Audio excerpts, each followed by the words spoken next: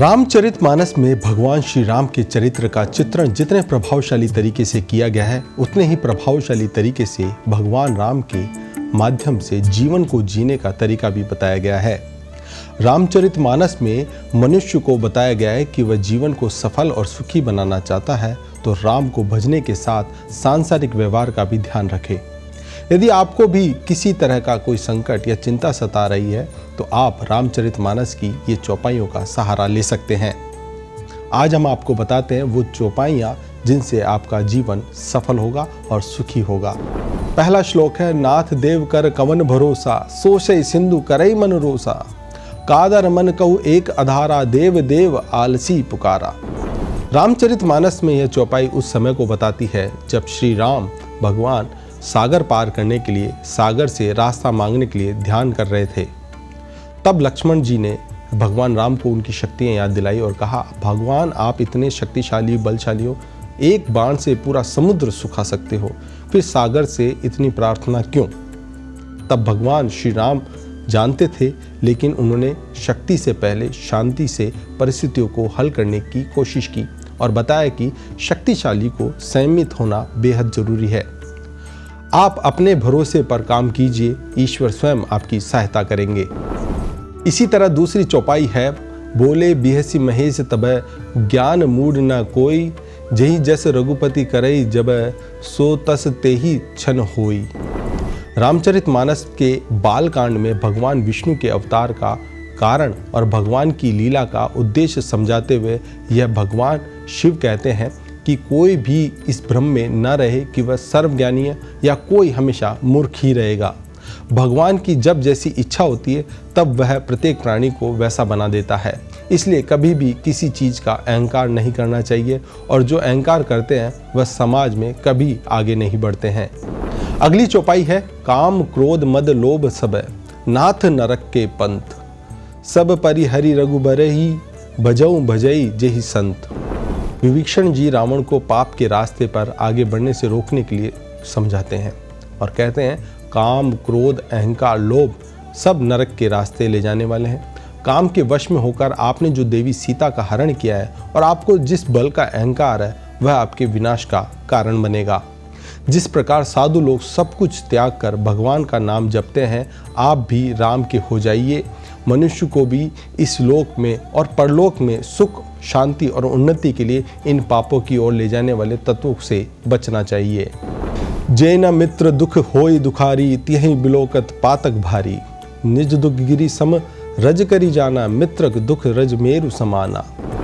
रामचरितमानस की इस चौपाई में भगवान श्री राम और सुग्रीव की मित्रता के संदर्भ में बताया गया है और कहा गया है कि यह चौपाई मित्रता निभाने वाली है और भगवान भी उसकी सहायता करते हैं जो मित्र का साथ देते हैं। चौपाई का अर्थ है, जो लोग मित्र या फिर दूसरों के दुख को देखकर भी दुखी नहीं होते, उन लोगों की मदद भगवान नहीं करते हैं। ऐसे लोगों को देखने से भी पाप लग जाता है। जो लोग अपने दुख को भूलकर दूसरों की सहायता करते हैं, ईश्वर स्वयं उसकी मदद करने आते हैं। आगे कह मृद बचन बनाई, पाचे अनित मन कुटलाई, जाकर चित अहि गति सम भाई, अस कुमित्र परिहरे भलाई। किष्किंधा कांड में श्री राम ने मित्रों के लक्षण बताए हैं। उन्होंने कहा है कि अच्छा मित्र जीवन में सबसे बड़ी उपलब्धि है। चौपाई में लिखा है कि जो सामने से तो कोमल वचन कहता है और पीठ पीछे बुराई करता है, ऐसे लोगों से हमेशा दूरी बनाकर रखना चाहिए क्योंकि ये लोग स्वार्थी होते हैं। भगवान राम अपने भाई लक्ष्मण से कहते हैं कि हे भाई, जिनका मन सांप की चाल के समान टेढ़ा है, ऐसे कुमित्र को तो त्यागने में ही आपकी भलाई है। सच्चा मित्र हमेशा स्पष्ट बात करता है। सच्चा मित्र आपको सही राय देता है। मित्रता में एक दूसरे के प्रति खुला हृदय होना आवश्यक है। इसी तरह अगली चौपाई है, मोह सकल व्याधि कर मूला, तिहते पुनि उपजई बहुसूला, काम बात कफ लोभ अपारा, क्रोध पित नित छाती जारा। सब रोग की जड़ मोह है। इस व्याधि से फिर से बहुत से शूल उत्पन्न होते हैं, जैसे काम वात लोभ बढ़ा हुआ कफ और क्रोध पित्त है जो सदा छाती में जलता रहता है। ऐसे लोग जीवन में कुछ नहीं कर पाते। हमेशा आगे बढ़ने के लिए इन चीज़ों को त्यागना जरूरी है। नहीं दरिद्र सम दुख जग माही, संत मिलन सम सुख जग नाही, पर उपकार बचन मन काया, संत सहज स्वभाव खगराया। जगत में दरिद्रता यानी गरीबी के समान कोई दुख नहीं है और संतों के मिलने के समान जगत में कोई सुख नहीं है, क्योंकि मन, वचन और शरीर से परोपकार करना ही संतों का सहज स्वभाव है। महान संत आपको अच्छे विचार देते हैं, जिससे आप समाज की भलाई के लिए काम करते हैं।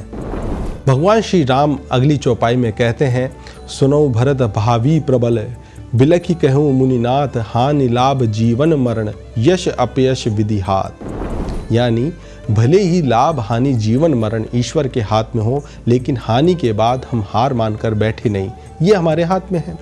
लाभ को हम शुभ लाभ में परिवर्तित कर ले, यह भी जीवन के अधिकार क्षेत्र में ही आता है। जीवन जितना भी मिले उसे हम जिए, यह जीव अर्थात हम यही तय करते हैं। मरण अगर प्रभु के हाथ में है तो परमात्मा का स्मरण हमारे हाथ में है। अगली चौपाई में भगवान श्री राम लक्ष्मण जी को कहते हैं कि अपि च स्वर्णमयी लंका, लक्ष्मण न मैं रोचते, जननी जन्मभूमि च स्वर्गदापि गरीयसी। यानी भगवान श्री राम लक्ष्मण जी को कहते हैं कि ये लक्ष्मण, ये लंका पूरी सोने के समान है, पूरी सोने से लदी हुई है, लेकिन मुझे इसकी लालसा नहीं है और मुझे बिल्कुल भी अच्छी नहीं लगती। मेरे लिए तो मेरी माँ और जन्मभूमि स्वर्ग के समान है। इस चौपाई से हमें ये सीख मिलती है कि जो भी व्यक्ति अपनी जन्मभूमि से जुड़ा रहता है, वहाँ के मूल्यों को आगे बढ़ाता है, वह दूसरों को आगे बढ़ाता रहता है। तो वीडियो में आपने जाना किस तरह से रामायण और मानस की ये चौपाइयाँ आपके जीवन को बदल कर रख देगी। अयोध्या में श्री राम प्रतिष्ठित हो रहे हैं। आप भी संकल्प लीजिए कि भगवान राम के आदर्शों को, विचारों को अपने जीवन में उतारेंगे, ताकि आपका भी जीवन सफल हो। ऐसे ही वीडियो देखने के लिए आप देखते रहिए पत्रिका और कमेंट और बॉक्स में ज़रूर बताएं कि आपको ये वीडियो कैसा लगा। नमस्कार।